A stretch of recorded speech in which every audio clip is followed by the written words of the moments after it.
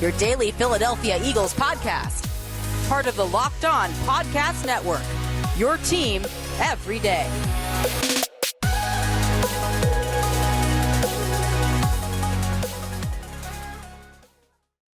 What's going on, Eagles fans? Welcome into another edition of your daily Philadelphia Eagles podcast. It's the Locked On Eagles podcast, as always, part of the Locked On Podcast Network, your team every day. We thank you for making Locked On Eagles your first listen Monday through Friday, each and every day throughout the week on all podcast platforms and on YouTube as well. We're also on Twitter at Locked On Birds, at GC24_football, and at DiBiase LOE. I am one of your hosts of LOE, Louis DiBiase, alongside Gino Camilleri. Guys, it's a Monday edition of the show, and you know, even with the Eagles playing on Thursday, every Monday is dedicated to our post-game show.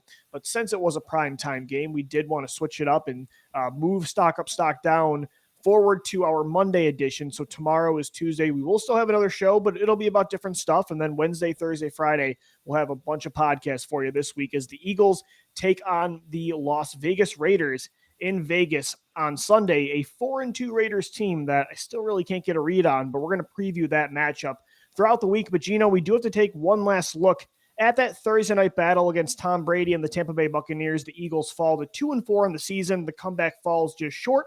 I thought there were some good things at the end of the game, but for the most part, I think in this Stock Up, Stock Down, there's going to be more talk about what needs to be fixed rather than what they need to keep doing right. Yeah, I think we're at that point in the season where we've seen some good moments, and I think the last two games, especially towards the end, I think Ruben Frank wrote an article today that said we haven't seen yet, and I mean, there's still 11 games to go, but if you look back to 2012, 2015, when those teams really quit, I mean, right. We all remember the DeMarco Murray slide out of bounds. Remember that play? That was something. And I don't think that this team is going to get to that level, and I rightfully they should, because they're still commanding in the trenches. They still have good play on the defensive side of the ball. Their young playmakers are still getting their feet under them. You're still trying to see what you have in the quarterback. So by no right should this team be giving up hope. And in the NFC East, Lou, you almost had a near perfect day with every team almost losing yesterday. So you're never out of this thing. You never are really out. Though, so the Eagles are 3 games back already with a head-to-head matchup. But you're still in second place. So, I mean, at the end of the year, you're going to be playing all of those division matchups. So you might have a nice little stretch at the end where things start to really polish themselves out while you're getting the boat a little bit steadier, but more back on track in these next couple weeks here before the bye. Absolutely. The Eagles take on the Raiders this Sunday. I feel like they're kind of out of the tough part of their schedule. According to the NFL, the Eagles have the easiest schedule remaining for the rest of the season. But even when the schedule came out, Gino, that they were among the easier schedules in the NFL. But me and you looked at the schedule and we're like, I mean, we didn't see it. And you could tell. I mean, you saw the stretch they've had to go on the past month. I mean, it's been brutal with all these great quarterbacks they play. And Derek Carr is an up-and-down guy, but it's going to be a tough matchup on the road in a good environment in Las Vegas. The first time the Eagles will be playing in Vegas since the Raiders moved from Oakland to Las Vegas. Again, today is Stock Up, Stock Down. And Gino, again, I feel like there's more featured here in Stock Down in segment 2, but for Stock Up to start things off, one thing I really liked rewatching the game was the offensive line play once again. I mean, this offensive line has gone through more than any unit the last 2 years. 14 different offensive line combinations last year. I think already 5 or 6 different combinations this year, 19 to 20 total in a year and a half. And yet I thought once again on Thursday, they held their own with guys playing different positions, right? Driscoll played right tackle a couple weeks ago. He was at right guard. Jordan Mailata, second week in a row, he's at right tackle. Andre Dillard at left tackle. And yet, especially Mailata looked great. He allowed 0 sacks, 0 QB hits, only 1 hurry, and he was the highest blocking offensive lineman per PFF grades on the team. On the year, he's the 4th highest graded tackle. I thought Dickerson held his own. I thought Driscoll held his own. I mean, once again, just hats off to Jeff Stoutland. Jalen Hurts struggling. It was not because he was under duress consistently. I thought he left clean pockets all night. Absolutely. And one point that I want to pinpoint out of this, Lou, is the talk of these Howie drafts, right? And the talk that the Eagles are going to have 3 high picks come next year. And every time I tweet something about it, it goes, "Oh, Howie will screw it up. Howie will screw it up." Well, okay, does. let's take let's take a look back at all these offensive line combinations, Lou. Without Jordan Mailata, without Andre Dillard, without Landon Dickerson, without acquiring Nate Herbig, without finding Sua Opeta, without finding all of these guys at the hands of your scouting department, your rookie and your pro scouting department, you had to compile an offensive line that not just had an unbelievable 5-man starting roster in the all pros that you had in Kelsey, Brandon Brooks, and Lane Johnson. Well, Lane's out because he has mental health concerns that he has to take care of. Did return to the team, by the way. Glad he is back, and I'm glad he took care of that. But the Eagles are faced with adversity more than any team in the NFL at that position. And you have the numbers to back it up too. And to say that they don't do a good job at acquiring players in both the draft and but free agency, that's not the theme of the discussion when you're bringing up first round picks. Like when you mentioned all those names. Landon Dickerson's a second-round pick, bro. Yeah, and Andre Dillard's a first-round pick. I get it, though, but has not really been that great. I'm not going to take people talking down about it when these guys are going out and playing. Like, yeah, you could talk about because I think the context here is wrong because they're commenting on first-round picks, and Howie Roseman historically has been terrible. All of those guys have been late-round picks. They've been unrestricted free agents that were signed, and they're still finding a way on the team. They don't just I know, but that's it's a different discussion. Down and drop them off. I agree, but it's a different. Like it's starting the Howie Roseman. Is he good at finding late-round gems? Yeah. But I think that's a different discussion than is he good at finding any offensive talent line early? play? Yeah, for sure. But also you have to credit Jeff Stoutland who's coaching up some incredible. And that's a point you have to understand is that your position coach and the guy acquiring the players, there might be some discohesion in other positions, but the cohesion between the front office and what Jeff Stoutland wants in a player, I think it's as good as any position on this football team because no matter who is out there, they have a good unit. I mean, think back to 2015 and they had the experiment when Big V played right tackle when Lane Johnson moved to left tackle, right? And Ryan Kerrigan had 4 sacks on them. They haven't had that bad of a performance even in the past 2 to 3 years from the offensive line, which has overcome so much adversity. And you're right, Lou. Going against Vita Vea, JPP, all these guys up front, Shaq Barrett. Yeah, that's an incredible pass rush. That was the unit I was worried about the most. And they weren't really a factor in that game. No. So, I mean, that's a pretty incredible performance. The pressure was created. It had a lot to do with Jalen Hurts either missing the read and holding on to the ball a little bit too long. Instantly. I mean, leaving the pocket. You're going to get holding penalties like that. That's what every single commentator will say. Troy Aikman pointed it out in that game. And yet again, we're agreeing with Troy Aikman on a take here. But the offensive line, I don't like that. They're giving you 2.5 to 3 seconds, Lou. Like, they're doing their job. Yep. I love what they're doing. And Mailata playing right tackle, that's a feather in his cap for me because he's able to play both positions if you ever needed him, if this scenario were to ever arise again. And best of health to Lane Johnson, but you don't know what his long-term future could be. Maybe this was his realization that there's life outside of football, and some guys do. I don't want to assume anything, but at any given time, it's got to be a next man up mentality, especially here. And they do it as good as anybody. Like, hats off to Andre Dillard, man. People berated this kid for 2 years. He wasn't healthy. He couldn't anchor. Now his anchor is suitable enough. His footwork his handwork looks much better. His power and his punches looks a lot better. They do a good job getting these guys up into the second level, and all at the hands of Jason Kelsey. They're leading the charge too. I think they've all done a great job finding Jack Driscoll that late in the draft as a guy that can play right guard, right tackle, left guard, left tackle. It's tough to find that guy, and you've done it time and time again. And I could talk all day about offensive line plays, especially in Philadelphia, but rightfully so. If you were going to evaluate a team and you have serviceable line play, I think you could do that. And I think that they've given them enough that it doesn't look like chaos in offense, and you could really see through the lines at what is happening, if that makes sense to you. No, the offensive line has not been an issue, and with Lane Johnson coming back, it should get even stronger. So certainly stock up to the offensive line. Gino, I mean, again, not a lot of impressive things on Thursday. Was a player specifically that night impressive to you, a unit? I think we still have to continue to give more stock up to Darius Slay, because as big of a test as that was, Lou, they held those guys in check. None of those guys put up a crooked number. Antonio Brown started to go off a little towards the end, but you look at a majority of that game, and he was covering everybody, Lou. I mean, he's covering tight ends, he's covering Mike Evans, he's covering Chris Godwin.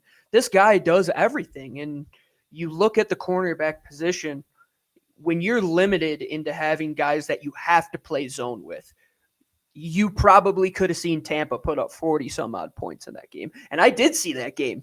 And that was at the hands of Jameis Winston back in 2015 when they had, who was it?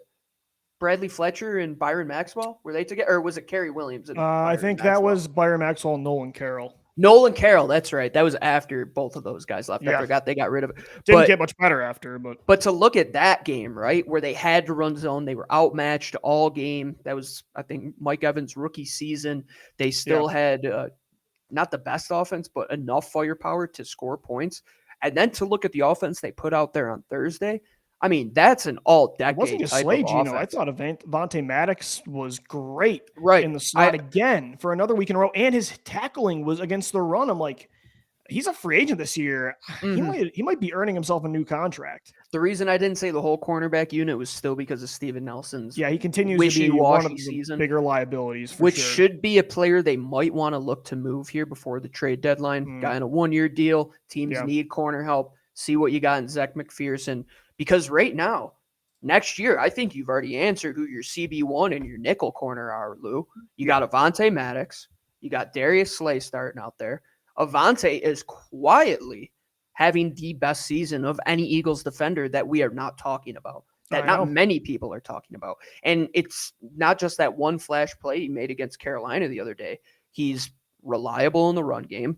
He's, I would say, the most agile player they have on defense. His lateral agility, his footwork going against those slot receivers. Too. What did he run? I think he ran a 4.3 at his pro day. 4.3, 8 or 9, I think. Higher 4.3, but still impressive coming out of Pitt when it comes to speed. Yeah, Gino, I'm with you. I think the secondary has been great the last 2 weeks when they're allowed to do what go they up want against these receivers and not kind of just pick a space. So stock up to Darius Slay, stock up to Avonte Maddox as well. And going back to the offense, Gino, stock up to Quez Watkins. He only had 3 receptions again on the day, but we continue to talk about this kid. 3 catches for 44 yards. And I thought on offense, he was the best player out there when it comes to outside of the offensive line. And we keep using the Deshaun Jackson comparison, right? Because he doesn't need 8 catches to make as much of an impact as a guy that might need 8 catches to do it. But it's not like he's this one-trick pony of a deep threat. I mean, did you see those 3 catches? And the one that didn't even count in the back of the end zone where he goes over a corner yet again, an underthrown pass. In college, it would have been a touchdown because he got 1 foot down. But the sideline grab too, the foot drag, they had to challenge, but it was a catch. The first play where he converted a 3rd and long off a tip and he was falling down and still caught it high in the air. I mean, I don't know about you, Gino, but he looks like a complete wide receiver to me. And considering what we already know Devontae Smith is as well, and I think Jalen Reagor is a fine 3rd wide receiver, 5th target in your offense. Some people are talking about, at the deadline, do you consider adding a receiver, maybe adding one this offseason? I don't think wide receiver is a problem this year like it's been in the past. I think it's more the quarterback that's not getting them the open looks that they have. I mean, even Jalen Reagor, for as frustrating as that kid is, he probably should have had 2 deep touchdowns on Thursday night. Yeah, his numbers look way better if they just complete those 2 balls to him. And the play to, even he stepped out, but against San Francisco, it's another deep bomb that's probably 6. Yeah, exactly. And you can't really put numbers behind these guys to back them up because as good as Devontae's numbers are, I still don't think that does him justice of the player that he really has. He hasn't had that. Like, even the Chiefs game was a breakout considering the numbers, but like he still hasn't had that Devontae Smith Heisman game, and it's not because of him. Yeah, I would say absolutely not. And in the blocking game too, Lou, I think Devontae's a big asset. Same with Jalen Reagor, who's a battler. But Quez Watkins, when you look at what all of those guys do well, he's a combination of like all 3 of those receivers. Like he has the straight line speed of Jalen Reagor, if not faster. And unlike Devontae, who is tough at the point of the catch, Quez Watkins is built really well for a wide receiver. With his length, he's put together in terms of his muscular makeup. And then he has the soft hands of Devontae Smith. He has the run after the catch ability of Jalen Reagor. He has the football intelligence of Devontae Smith as well. And one thing I want to point out was when I was in the scouting academy, we were learning about offensive line play. Howard Mudd, rest in peace, former offensive line coach for the Philadelphia Eagles. He had a great quote that said, when I judge these offensive linemen, it went something along the lines of, anybody could look at a player when everything's going right and they get their set in. It's when things go awry and things go off script. So when you see an offensive lineman like Jordan Mailata has done this a couple times where he's down on one knee, but he's able to extend his body and shove a guy around the quarterback, right? At wide receiver, I think that's a very similar mindset to have when you're looking at a player, because if you look at that play from Quez Watkins, when that ball got tipped and things went awry, it's like, another player might just would have let that by and it would have been an interception, right? No, Quez Watkins had the football intelligence to figure out where that ball was. He extended his arms fully at the catch point to attack the ball in the air, had soft hands to just let that ball fall in there, and he caught it almost like a snow cone of sorts. He had the ability and body control to adjust his body going that direction and the pure athleticism to make that play. It's a tough play. That play alone tells me so much about who that player is, because there's fast guys like Mecole Hardmans of the world, Lou. Yeah, that I don't think the John Rosses of the world, Marquise the guys that are Goodwin. Yes, I would say even a Hollywood Brown, Lou. Like, I mean, think even like Hollywood, Josh Huff, if you want to go back to like former Eagles players. Yeah, I think Gino. It's kind of like quarterbacks. Sometimes mobile quarterbacks, a lot of them could really only run. So the ones that can pass sometimes get grouped in with them because there's a lot of group think in the NFL. And I think some people think because you're a deep threat, sometimes it's all you are. But that's not the case with Quez Watkins at all. And it wasn't the case with him at Southern Miss. I mean, go back to his tape in college and he was making his numbers say gadget player, but he's not at all. But he's not if you're watching the tape, man. He, to me, is a complete wide receiver too right now with Devontae. I think their receiver crew is set for the time being. And so definitely stock up to Quez Watkins. Gino, let's move over though to the negative. I think stock down. There was a lot of guys that I think this was an eye-opener again, that you're just not on the level of a team like Tampa Bay, and that's okay. I mean, we knew this was a rebuilding year. They're the reigning Super Bowl champions. They have the best quarterback of all time. They've got all-stars on both sides of the football. But at the same time, there's a lot to be fixed, and this game showed it. And I think the first stock down for me would be defensive coordinator Johnathan Gannon, and not to the level it was earlier in the year, my frustrations, because I did like the second half adjustments. Gino, I just think they were too little too late. And you said stock up to Darius Slay and Avonte Maddox. And I just wish Gannon was giving them chances to go make plays earlier in this game when it got out of hand, 28-7 by the third quarter? Yeah. When I was in high school, we played Hilton in lacrosse one time, and a team that we were evenly matched against, right? And we were playing zone, right? That soft zone. The guys are moving the ball around. They're putting up goals. Then at halftime, we switched to man. Things went a little bit better, right? Because you're able to attack the ball. You're able to get more turnovers. I was thinking of that game that whole time against Tampa. I'm like, geez, like this is the exact same thing. Like they're bending and they're breaking time after time. But then when they go into the cover three and they play man to one side and they're even playing quarters off to the other side and they have help over Steven Nelson and letting Darius Slay do his thing, that's when they operate best. And even Avonte Maddox right now, Lou, I think he has earned the right to match up. Against like 2018 Avonte Maddox against a top nickel corner. And I really wish that they did that, because when you go against elite teams that have 3, 4, 5 weapons, these zone defenses aren't meant to do that when they go 4 or 5 wide. Right. The Eagles, 1, don't have the personnel. 2, that scheme isn't meant to defend something like that. And 3, the way Johnathan Gannon plays them, it's not going to work. But what do they do best? When they go into man. And I think Johnathan Gannon is starting to realize that. And I think he realized that towards the end of the last game, Lou. And now going into a game where you're playing a lesser opponent in Detroit, if they come out in zone, that will be very worrying to me, because they're thinking, we can't even match up personnel-wise with the Detroit. we have bigger issues we might want to address in this offseason. But right now, I think it just comes down to getting his feet under him and finding where that comfortability level is. And I think we're starting to see maybe what that defense really is, which is a 24 to 25 point defense. And any day of the week when you can hold Tom Brady to 24 points, 28 points, I'm in. Count with me the in. personnel they have, I mean, that's all you with can the really personnel. ask for. Yeah, you're not gonna ask this defense to hold teams to 10 points and win football games like that. The offense is gonna have to score this year if they want to be competitive. You're not Baltimore. You're not. I mean, even the Steelers. Like, you don't have. You're not what we saw 2 weeks ago with Carolina, man. And you can be soon, but you got to do what the Panthers did. You got to invest first round picks, second round picks into the defense over a span of a couple years if you want to start looking like that. I did see Kyle Harrison taken at number 2 today because Thibodeau trust me, I was eating up those mock drafts today. The Eagles are set up for 3 top 10 picks of the season ended today.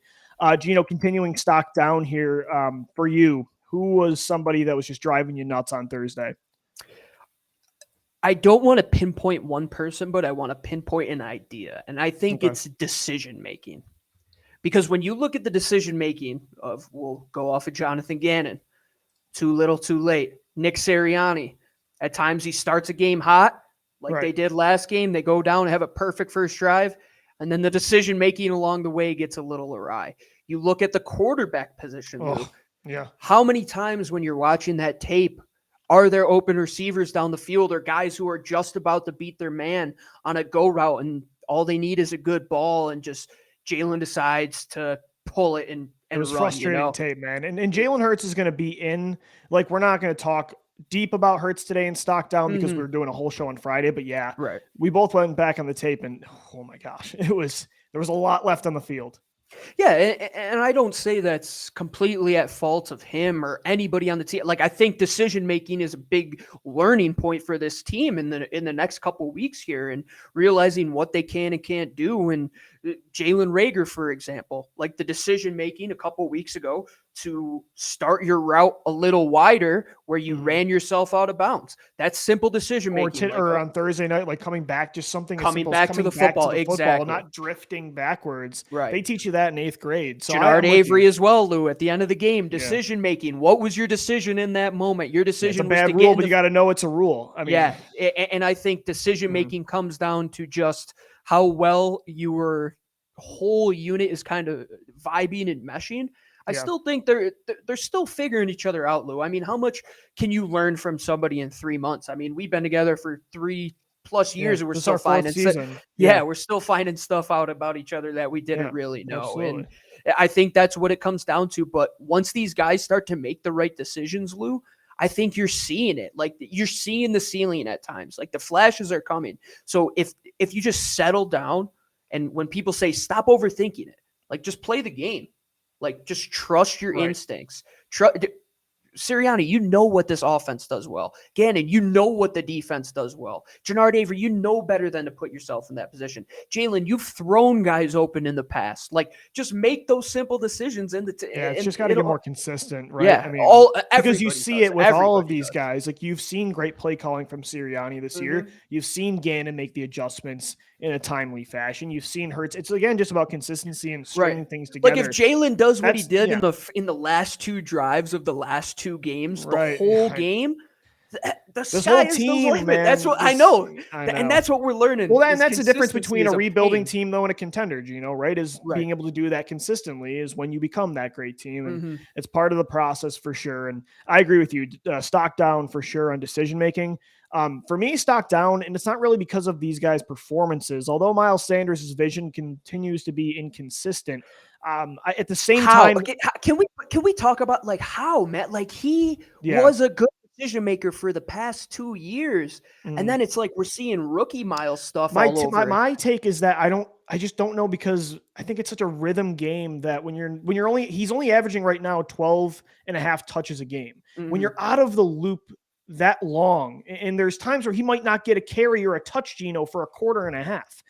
For me, and it's not just about Sanders, it's Kenneth Gainwell too. These guys are just not getting the ball enough. And me and you are both not the run the ball more in a traditional sense type of person. I'm just saying I want them to touch the ball more. And that's not all on Sirianni. Jalen Hurts in most of these RPOs, he's keeping the football even at times when there's a 4 or 5 yard run to be had for Sanders and Gainwell, and they're just too efficient. Even for Sanders and his vision issues, Gino, a stat here from Miles Sanders that I thought was extremely impressive. This year, he has rushed for positive yardage, on over 98% of his touches. This is a good player. This is a top weapon that without Zach Ertz, you need to get the ball more to. He has the 3rd most yards per touch in the NFL for running backs since 2019. And we saw how good Kenny G's been so far this year. I'm not saying run the ball 40 times a game, but you do have to get these two involved in the game plan more for sure. And I think that how they did it the 2 games prior was a great way to do it. And the reason Miles is averaging that much per touch is that his vision when he's behind 5 guys and there's 5 guys on the other side of the ball, and you have to find out where that hole is between 12 individuals. It's much easier to make a decision when you're out in the flat and you just got one guy to beat, because we know Miles can make a guy miss in the open field. He's done it time and time again. So let's keep working that. Like I think his average yards per reception this year is close to 14, if I'm not mistaken. And I think it took a hit last week because he had 5 catches for like 8 yards against Carolina because the looks were just terrible and the Panthers were crashing in hard. They weren't designed, And going against Tampa, like he ran the ball well down the stretch, I thought, like when they needed to run the ball against a light box. And when they play a team like Detroit, where they're able to impose their will on that defensive line, and Miles still makes those decisions, getting back to decision making in terms of vision, that'll be a real test for him. And same with Kenny Gainwell. But to make these 2 guys look good, just get them the ball any way possible. Like, you don't have to run it. You don't have to just, here's a handoff, like go and try your best and say you ran it because you ran it, right, Lou? Like, wouldn't you much rather have, instead of a 2nd and 9, even a dump off for 4 to 5 yards? Right. Because when Jalen does get out of the pocket, you see it. You see like that lead, like there's the defender who's chasing Jalen, who was assigned to probably the running back or whoever's in the backfield. All the other player has to do, being the running back, is just get open, and you're going to get a big chunk yardage, and you have a decision maker in Jalen Hurts who decides to keep it, and you have guys that it should be coached up where they should be on that scramble drill, and it all comes down to like doing the little things well. And even behind that offensive line late in that game, Lou, when Tampa, whose defensive line I believe is set up in a much better fashion than most any unit in football to win games like that, where you have to stop the run late in a game and you have to kill clock and you have to be able to keep the game within the sidelines. Like, Tampa set up for that, and they still did a very good job at it late down the stretch. So now just putting it all together, finding a way to get these guys involved, even if it doesn't come at the hands of just a straight up run, is beneficial for everybody involved. And now, great point you made, Lou, with Zach Ertz being out, not in town anymore. That's a security. You don't have a guy that's going to have 7 to 8 targets every single game. Right. Where are they going to go? I'm intrigued about that. I am too. And I think Quez Watkins, you'll see a target share increase for him. Dallas Goedert too. But I think some of that's got to go to these 2 running backs. And I'm not saying in a traditional, up the middle, A-gap traditional run, but just get these guys the ball more. Gino, wrapping up today's show, stock up to us. I mean, I'm looking at our predictions from the summer when me and you did our NFL year-long predictions show. You picked the Arizona Cardinals to win the Super Bowl. I picked the Baltimore Ravens. They're 11-1 combined so far this year. Lamar Jackson, Kyler Murray, maybe the 2 MVP favorites. I mean, that could be the Super Bowl so far this year. Those teams look unstoppable. The Cardinals added Zach Ertz this week with that trade from the Eagles to go along with DeAndre Hopkins. AJ Green's having quietly a bounce-back season. He's led their team in receiving 3 of the last 4 weeks. Rondale Moore, Christian Kirk. I mean, and Lamar Jackson is carrying that team right now, and he looks incredible as a passer and a runner. I mean, hats off to us so far. It's not the Lou Carolina Panthers to the NFC Championship in 2019 again. I think this one we were doing pretty well. Yeah, we'll pat ourselves on. I didn't know you were going to come with this one, so this is a good one. I like it. But I was looking at it, I'm like, let's see how we're doing. I wanted to see how we're doing prediction-wise, almost at the halfway point, and we're not doing bad. No, not too far off at all. And I look at that Cardinals team and I look at the Ravens team, and I said something in our little group message to all the Locked On hosts last week, and they all voted. A lot of them voted Buffalo number one. And I said, oh, you're not tricking me. Buffalo hasn't played a great scoring defense yet this season. Baltimore and Arizona are decimating any defense they see. It doesn't matter if it's the best defense in the NFL. Doesn't matter if it's the worst. They are going to continue to put up 30-plus points every single game, Lou. And what Baltimore did to the Chargers should put that's the a damn God good in Chargers every team. single team in the NFL. And Lamar wasn't even really on his game, Gino. And that's the thing is like, and they still... The Ravens have beaten now the Chargers and the Chiefs. Lamar Jackson has shown he can win coming from behind. He can throw you back into games, completing 86% of his passing attempts when he's throwing 40-plus times against the Colts a week ago. Rashad Bateman's back now. They're running the ball at will, regardless of who the running back. I mean, Latavius Murray, Devontae Freeman, and Le'Veon Bell all scored touchdowns. These misfits that were good in like 2016. I mean, and then you look at Kyler Murray in Arizona. Talk about a team I would love to build. Like, I mean, the Cardinals are fun on both sides. I would take those unicorns at linebacker too. Two great picks, man, and two of the most fun quarterbacks to watch. And they're MVP candidates right now for sure. I don't know if they're the top two, but they're certainly top five. And you had the Cardinals winning the Super Bowl. I had Baltimore. So not too shabby, my friend, not too shabby. Yeah, and I think what we can take away from the Tampas of the world, the Baltimores of the world, the Arizonas of the world, that's the new norm. Mm-hmm. When Doug Peterson said that a couple years ago, that would be the new norm in Philadelphia, he didn't equate for this change in athleticism so rapidly, the change in quarterback play so rapidly. Like within the last 3 years, if you're a quarterback that cannot run and you're not Tom Brady. And you're not Tom Brady.